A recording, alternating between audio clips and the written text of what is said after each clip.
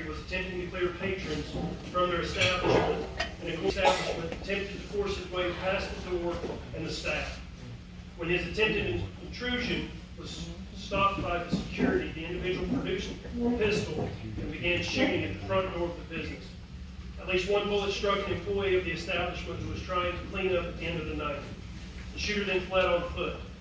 Officer Fuller and Officer Torres were a block away at Cannon Street assisting with Livability Division with mask enforcement, while Sergeant Gritzick and Sergeant Burns were a block away at Mary Street attending to a minor traffic issue.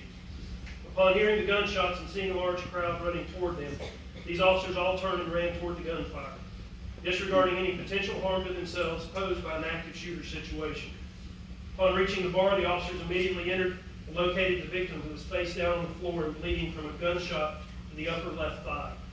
Officer Fuller, first to reach the scene, radioed his initial findings to other officers while donning gloves, applying a tourniquet to the victim's leg to prevent further blood loss.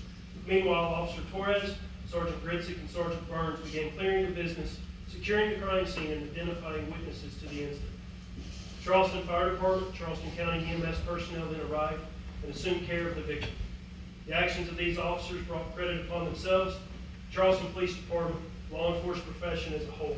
They represent the best of what is asked of a police officer, to include the preservation of human life at the highest ideal. Congratulations.